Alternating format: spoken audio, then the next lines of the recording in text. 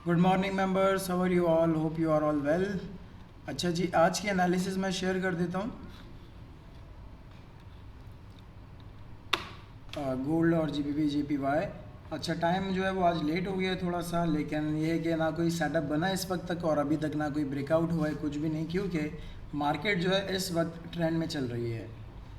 हमारी price action के हिसाब से जो हम कैंडल के ऊपर ट्रेड करते हैं 20 पिप 30 पिप की, तो ये हमारा अप ट्रेंड है। ओवरऑल हमें नहीं देखना कि मार्केट का स्ट्रक्चर क्या है, डाउन ट्रेंड में स्ट्रक्चर आ रहा है, अप ट्रेंड में आ रहा है। हमने सिर्फ 20-30 पिप लेने हैं, उसके लिए हमें कोई स्ट्रक्चर रीडिंग की ज़रूरत नहीं है। तो यहाँ पे हमें सबसे पहले जो मार्क करना होता है वो क्लीन रेंज होती है। क्लीन रेंज के बाद ही जो है वो हम ट्रेड करते हैं। तो मेरे पास जो रेजिस्टेंस आ रही है वो ये है। इस रेजिस्टेंस के बाद मैं नेक्स्ट रेजिस्टेंस को मार्क करूंगा और उसके बाद मैं देखूंगा कि क्या ये 30 पिप की रेंज है।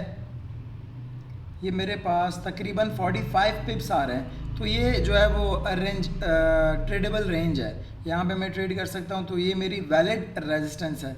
अब हम बनाएंगे सपोर्ट। सपोर्ट हमें वो मार्क करनी है जिसके बाद आपको क्लीन रेंज मिल रही हो। तो मेरे पास जो सपोर्ट है वो ये आ रही है।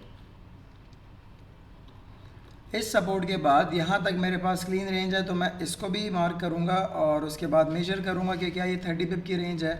तो ये मेरे पास 64 पिप रेंज आ रही है। तो ये दोनों मेरे पास जो रेंज है वो ट्रेडेबल रेंज है।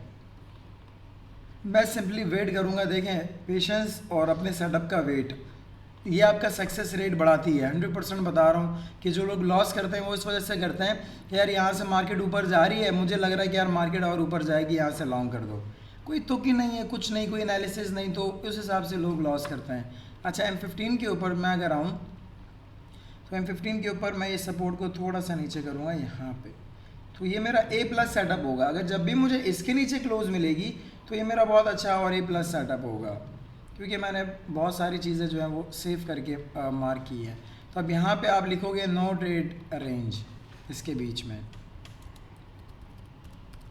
हालांकि देखें, ये जो है ना, ये कोई कंसोलिडेशन एरिया नहीं है, लेकिन यहाँ पे जहाँ तक मुझे लग रहा है कि कोई ऐसी सिचुएशन क्रिएट नहीं होने वाली कि यहाँ से आप लॉन्ग कर दो, क्योंकि इसके बाद रेजिस्टेंस करीब है, और यहाँ से आप शॉर्ट कर दो तो उसके बाद सपोर्ट करीब है। इसलिए मेरे लिए ये नो ट्रेड रेंज है। जब भी ब्रेकआउट होगी, अगर वॉल्यूम हुआ मार्केट में तो अप की तरफ ब्रेकआउट हुई मैं लॉन्ग करूँगा, नीचे की तरफ ब्रेक डाउन हुई तो मैं शॉर्ट करूँगा।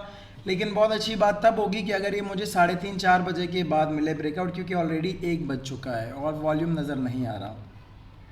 3:30 बजे प्री एनवाई सेशन होगा और 5 बजे एनवाई ओपन, तो उसमें वॉल्यूम होगा, वो ज़्यादा सूटेबल है ट्रेड टाइमिंग्स के लिए।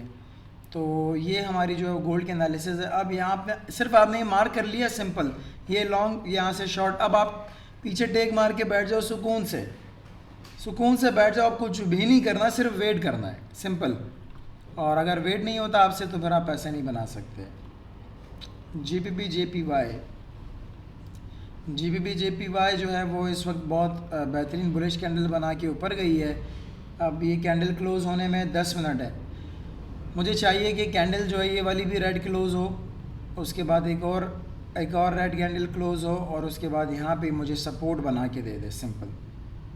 तो यहाँ से इसको मैं यहाँ तक लॉन्ग कर सकता हूँ। ये रिट्रेसमेंट सेटअप बनेगा, यहाँ रेड कैंडल बने, फिर रेड बने और फिर रेड बने, उसके बाद ग्रीन कैंडल बनेगी तो मेरी सपोर्ट बन जाएगी, तो मैं यहाँ तक इसको लॉन्ग कर सकता हूँ। मिनिमम 30 पिप की रेंज होनी चाहिए, मिनिमम। और उसके अलावा अब अगर मुझे मार्केट नीचे नहीं आती तो इसको मैं यहाँ से लॉन्ग कर सकता हूँ। अगर ये मुझे इसके ऊपर क्लोज दे दे तो यहाँ तक ये हमारी ट्रेड रेंज है, ये हमारा सेटअप बन सकता है यहाँ से यहाँ तक।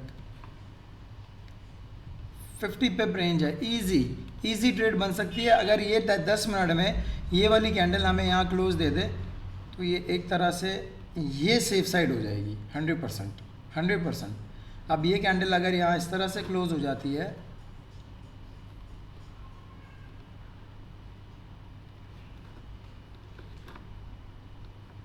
इस तरह से अगर ये कैंडल क्लोज होती है तो मैं यहाँ से यहाँ तक इजी लॉन्ग कर सकता हूँ। अगर ये 30 पिप हो तो 36-40 पे भी यहाँ सब, ये अच्छी ट्रेड है, बेहतरीन ट्रेड है। ये अगर इस तरह की कैंडल बनी तो 100% मैं ये ट्रेड लूँगा।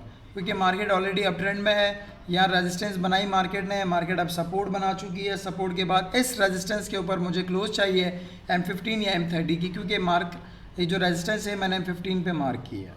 तो यहाँ से यहाँ तक बिल्कुल सिंपल छोटा स्टॉप लॉस होगा मेरा, जो करंट विक की लिक्विडिटी विक होगी वो मेरा स्टॉप लॉस होगा। उम्मीद है आप लोग को समझ आ गई होगी। कोई भी क्वेश्चन क्वेरी आपका कमेंट में आप पूछ सकते हैं। तब तक के लिए अल्लाह हाफ़िज़, कल मिलेंगे।